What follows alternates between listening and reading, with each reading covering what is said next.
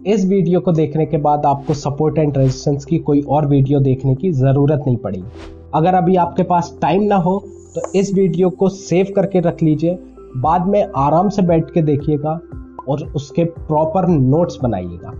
इस वीडियो के अंदर हम कवर करने वाले हैं what is support and resistance, 5 different types of support and resistance, फिर हम देखेंगे validity of support and resistance, reversal in role, और फिर देखेंगे हम 2 गोल्डन रूल्स को समझेंगे कि कहाँ पर सपोर्ट और रेजिस्टेंस वर्क करता है और कहाँ पर वो नहीं करता है।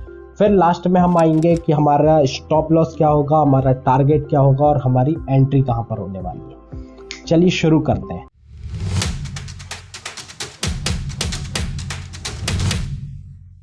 Hello everybody, my name is Shubham Mehra and I welcome to you all a wonderful video of support and resistance. Point number 1, what is support and resistance? आपने कभी ना कभी एक्सपीरियंस किया हो या फिर देखा होगा कि जब कोई जिम के अंदर हैवी लिफ्ट कर रहा होता है तो वो पीछे एक सपोर्टर को खड़ा कर लेता है। क्यों?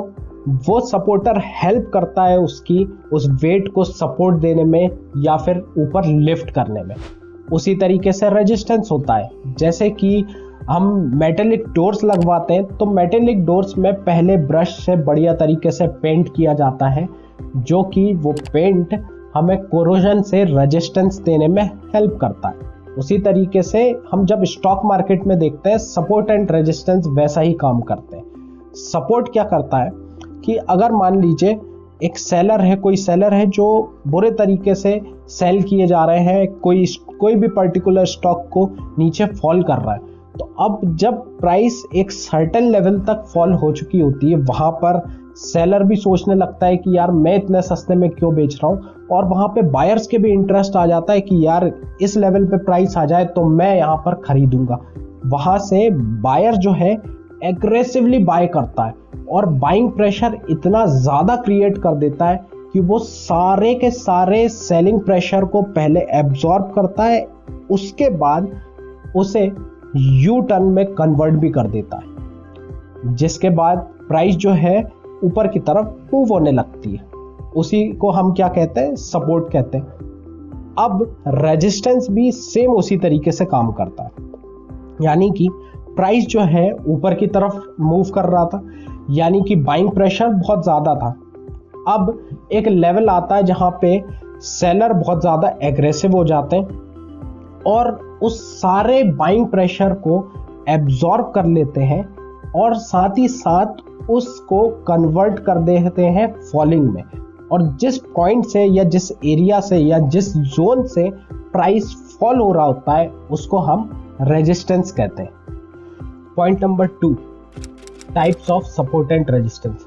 इसमें सबसे पहला टाइप आता है पिवट या फिर turning points act as a support and resistance. जैसे कि हम स्क्रीन पर आकर हम देखेंगे कि अगर आप ये पार्ट को देखेंगे तो ये जो है सपोर्ट रहेगा, ठीक है। यहाँ पे ये सपोर्ट है, यहाँ पे ये वाला जो पार्ट है ये है रेजिस्टेंस है, ठीक है। तो जो भी टर्निंग पॉइंट है, यानी कि जो नीचे की तरफ अगर प्राइस के नीचे रहेंगे वो सब सपोर्ट में रहेंगे और जो प्राइस से ऊपर चल रहा है वो सब क्या रहेंगे? रेजिस्टेंस कहलाएंगे, ठीक है। तो ये बनते क्यों है मैंने आपको बताया था। जब भी अगर हम बात करें सपोर्ट की, तो सपोर्ट किस वजह से बनती थी? अगर प्राइस फॉल हो रहा है और अगर डिमांड वहां पर बढ़ जाए किसी पार्ट पे सप्लाई के मुकाबले, तो वहां पर जो है सपोर्ट क्रिएट होती है। उसी तरीके से अगर प्राइस जो है ऊपर की तरफ जा रहा है और अचानक से सप्लाई बढ़ जाए, है ना, मतलब सेलिंग प्रेशर ज्यादा आ जाए, तो वो जो टर्न होगा वहां पर रेजिस्टेंस कहलाएगा, ठीक है। अब मैं आपको बताता हूं कि इसको बनाते किस तरीके से। हम लोग यहाँ पर एक एग्जांपल लेते हैं। आप इस पार्ट को देखिएगा, प्राइस जो है नीचे आई फिर यहाँ से ऊपर गई है एक सपोर्ट बना के, तो हमें ड्रॉ करने के लिए क्या चाहिए पड़ेगा? हम एक बॉक्स लेंगे, ठीक है। फिर उस बॉक्स को सबसे पहले जो लोअर विक होगी सपोर्ट में, जो सबसे लोअर विक होगी उस लोअर विक को टच करना है और कहाँ तक लेकर जाना है?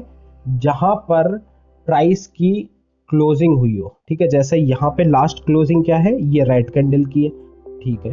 तो इतना बड़ा यहाँ पर इतना बड़ा बनाना है और इसे जो है पीछे तक मतलब आगे तक खींच के सामने लेकर आ जाना है। ठीक है, अब जब भी प्राइस यहाँ पर आएगी और अगर कोई बुलिश कैंडल बनाती है तो वहां से जो है बाय किया जाता है। तो इसे जो है सपोर्ट देखते हैं।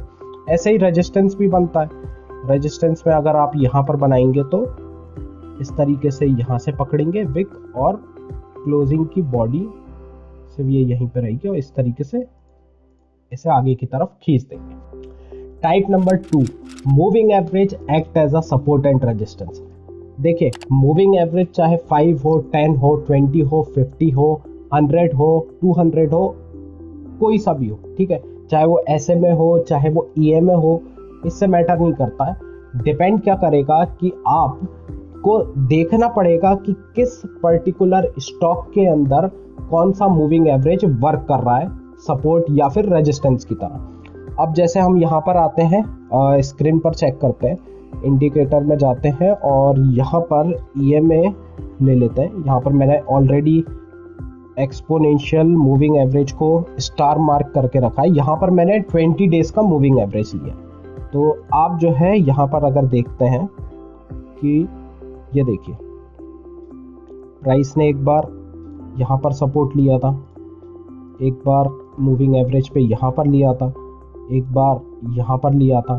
ठीक है, इससे पता चलता है कि हाँ, ये सपोर्ट की तरह तो काम कर रहा है। अब रेजिस्टेंस भी देखते हैं, जैसे कि ये वाला पार्ट देखो, यहाँ से प्राइस जो है जैसे ही 20 मूविंग एवरेज के प्राइस नीचे गया तो वो रेजिस्टेंस की तरह भी बिहेव कर रहा है।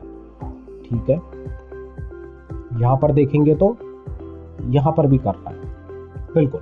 तो इसका मतलब मूविंग एवरेज भी एक काम करता है।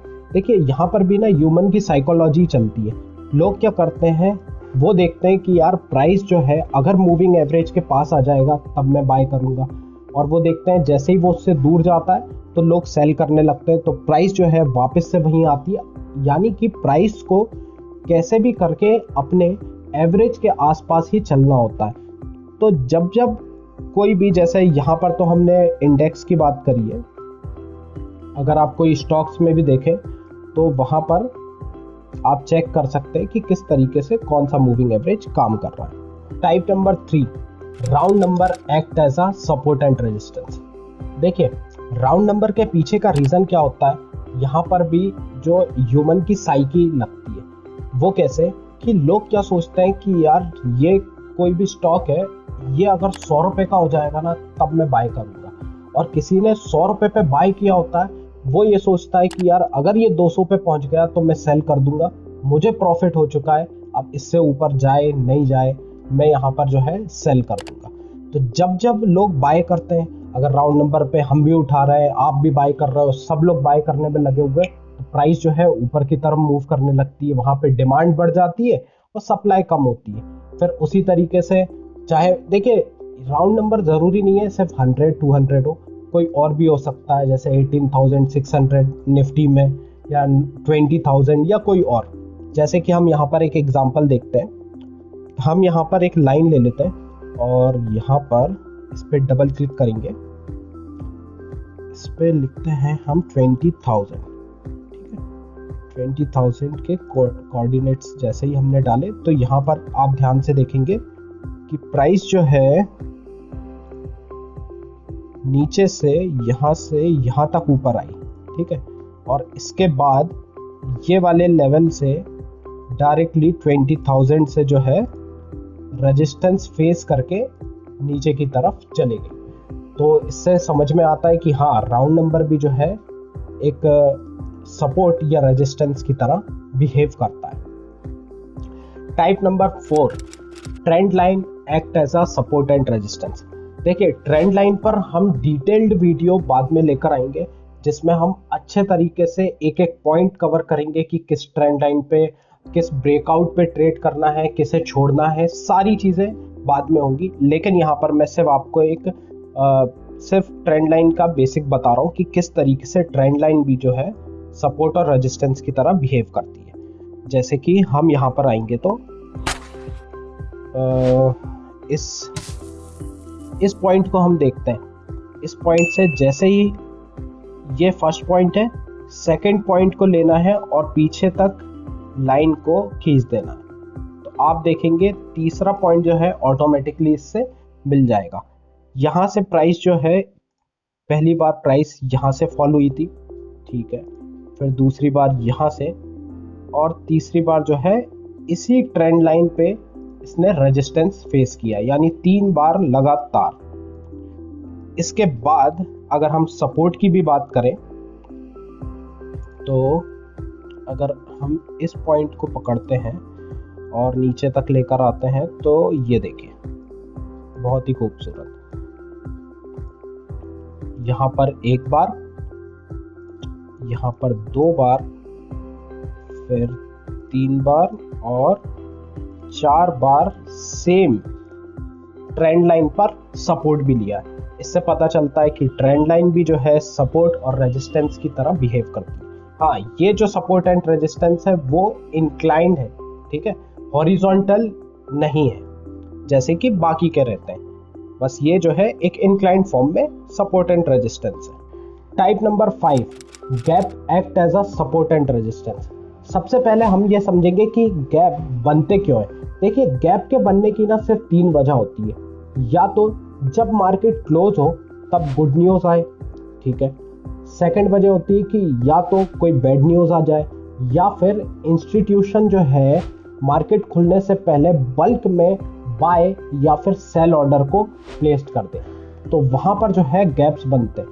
अब देखिए, तो फिर सवाल ये आता है कि गैप जो है क्यों एक्ट करते हैं सपोर्ट और रेजिस्टेंस की तरह।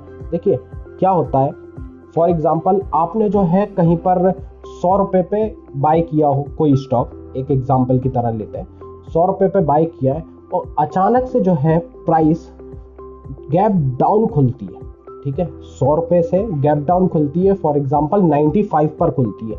अब जो है आप जो है लॉस में चल रहा है, आपकी पोजीशन जैसे ही आप लॉस में देखते हैं तो आप सोचते हैं या तो मैं लॉस को काट लूं या फिर मैं वेट करूं कि प्राइस जो है वापस से टर्न लेके अगर वहां पर उस गैप को फिल करने आए तो मैं जो है फटाफट वहां से निकल जाऊं। तो सेम, देखिए कॉन्सेप्ट सेम है, चाहे आप कहीं पे भी जाइए, सपोर्ट एंड रेजिस्टेंस का कॉन्सेप्ट वही लगेगा, बस हमें समझना पड़ेगा कि कब कहां पर इसे लगाना है। जैसे कि अगर आप निफ्टी के चार्ट में यहाँ पर देखेंगे तो प्राइस जो है यहाँ से गैप अप ओपन हुआ था, ये देखिए। तो जैसे ही प्राइस गैप अप यहाँ से ओपन हुआ था, इस गैप को जैसे ही मार्केट फिल करने आता है नीचे की तरफ और फिर यहाँ पर एक छोटी सी कैंडल स्टिक फॉर्म करता है, इस कैंडल का नाम है हैमर, और फिर प्राइस जो है ऊपर की तरफ जाता है, यानी कि यहाँ पर प्राइस ने सपोर्ट लिया है, ठीक है। और एग्जांपल हम 1-2 और देखते हैं, जैसे कि ये वाला गैप देखिए, ठीक है, हमने एक गैप बनाया और मार्केट जो है जैसे ही इस लेवल पे आया फिर से सपोर्ट ली और फिर से जो है यहीं पर 1 बार सपोर्ट ली थी, 2 बार ली थी, 3 बार, और फिर यहाँ से ऊपर की तरफ चला गया।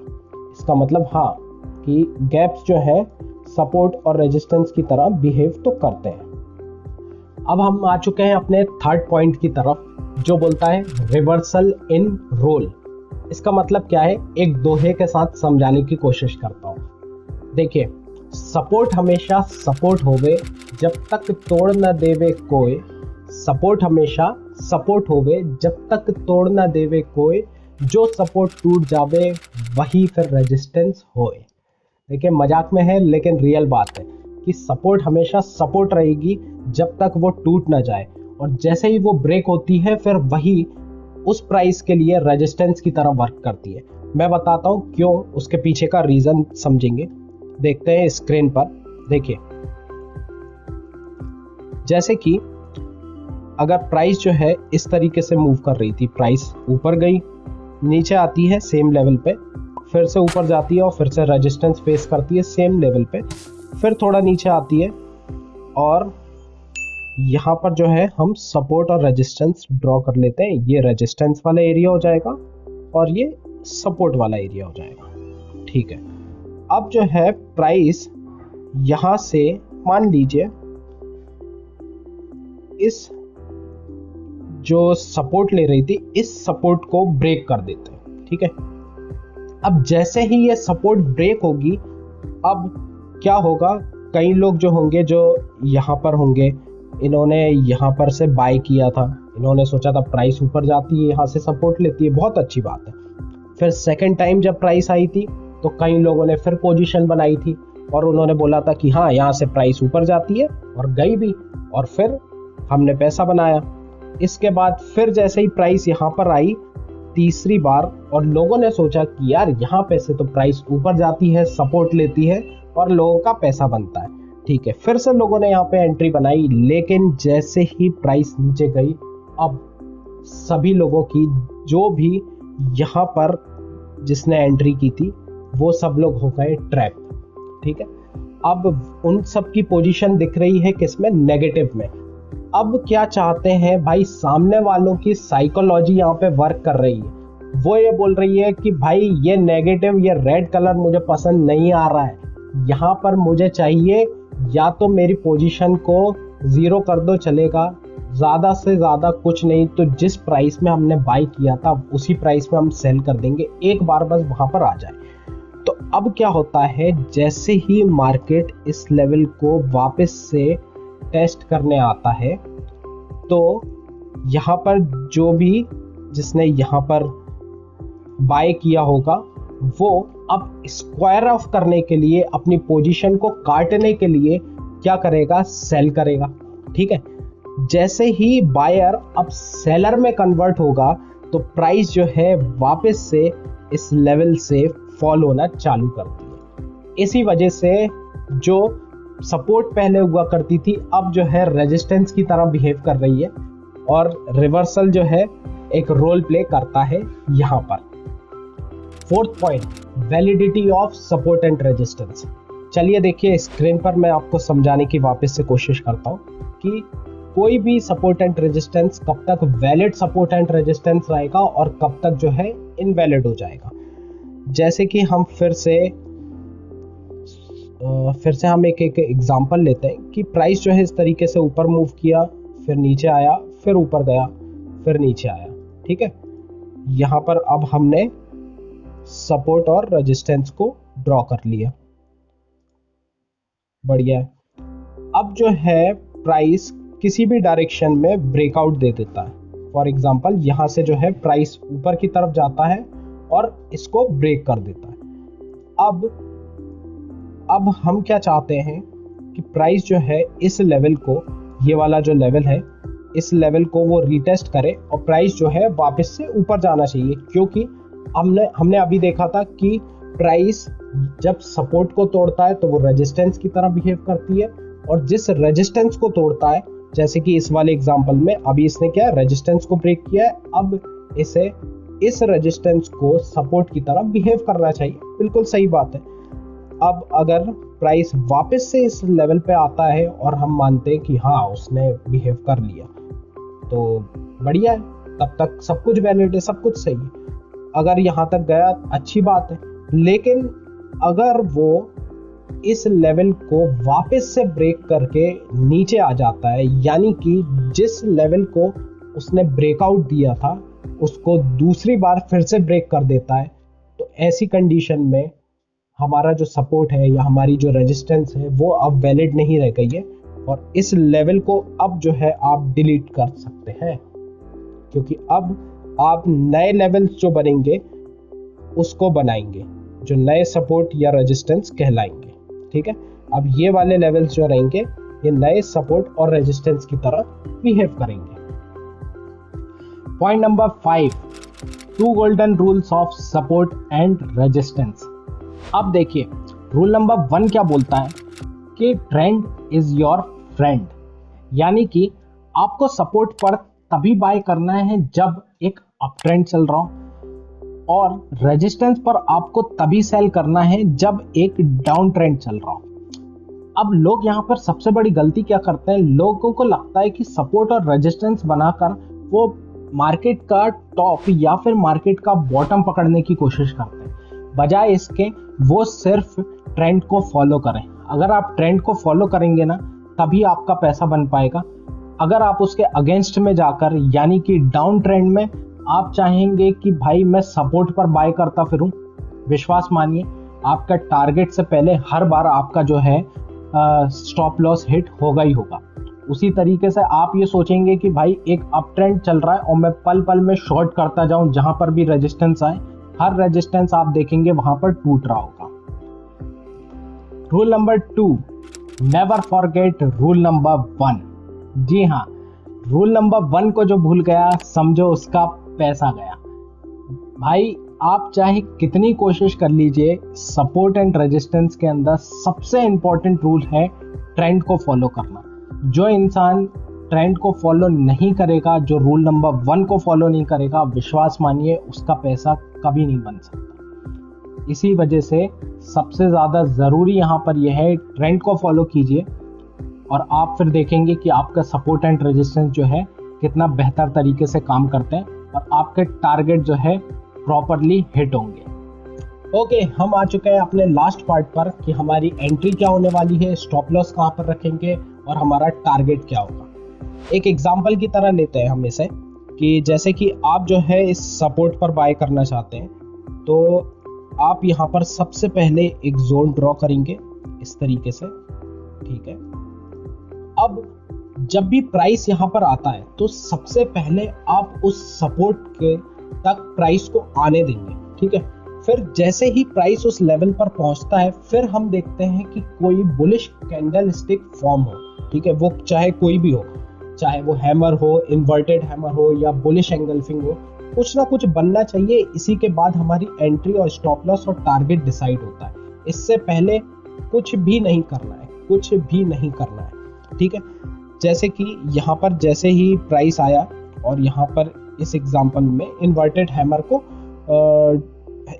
हैमर बनता है, इसके बाद हमारा जो है एंट्री होगी इसके अबव, ठीक है, यानी कि कैंडल स्टिक के हाई के अबव हमारी एंट्री लाइन होगी और हमारी जो स्टॉप लॉस होगा इसी कैंडल के नीचे रखेंगे यहाँ पर कुछ, ओके। और हमारा जो टारगेट होगा, अब देखिए यहाँ पर बहुत लोग मिस्टेक करते हैं, बहुत मिस्टेक होती है। वो क्या होती है, लोग, मैंने बोला है कि यार 1:2 या 1:3 का टारगेट होना चाहिए, ठीक है, ये एक कॉमन टारगेट मिलता है इसमें से। तो अब यहाँ पर गलती ये होती है कि लोग जो है 1:2 1:3 लेने के लिए तैयार तो हो जाते हैं, लेकिन वो ये नहीं देखते हैं कि इससे पहले क्या कोई रेजिस्टेंस का जोन तो नहीं आ रहा है। जैसे कि मैंने ये वाला एग्जांपल इसीलिए लिया है कि यहाँ पर देखेंगे अगर आप ध्यान से, तो एक रेजिस्टेंस बना हुआ है, ठीक है, ये एक रेजिस्टेंस का जोन है, ओके। थोड़ा सा और नीचे अगर करेंगे हम इसे, तो लगभग ये यहाँ पर आएगा ऐसे। तो अब आपका टारगेट कब 1:2 रखना है, कब 1:3 रखना है, वो डिपेंड करेगा कि अगर आपने सपोर्ट पे बाय किया है तो अगला रेजिस्टेंस जो है 1:2 से पहले आ रहा है या 1:3 से पहले आ रहा है, तो कब आ रहा है। अगर 1:2 से पहले अगर रेजिस्टेंस होगा तो हम तो उसे लेंगे ही नहीं, हमने इग्नोर कर देना है और दूसरी ट्रेड ढूंढनी है।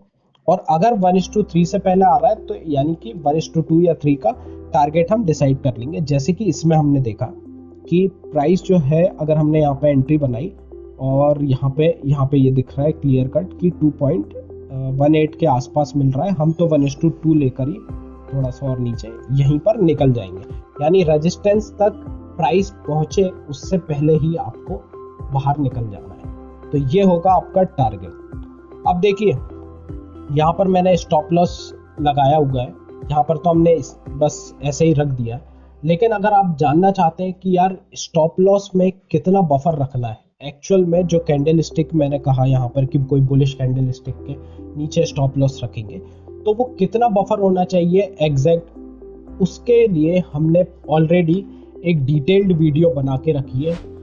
अगर आप जानना चाहते हैं कि किस तरीके से रखा जाए तो आप उस वीडियो को चेकआउट कर सकते हैं।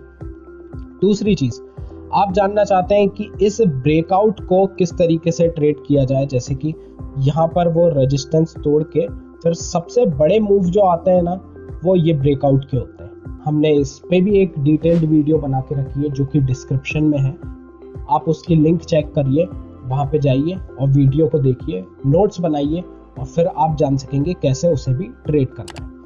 अगर आपको ये वीडियो पसंद आई हो तो लाइक करना ना भूलिएगा। अगर आप चैनल में पहली बार आए हैं तो सब्सक्राइब कीजिए, ऐसी यूजफुल और इंफॉर्मेटिव वीडियोस लगातार आपको मिल सके, इसलिए बेल आइकन को क्लिक करना ना भूलिएगा। Thank you very much. Shubham Mehra signing off.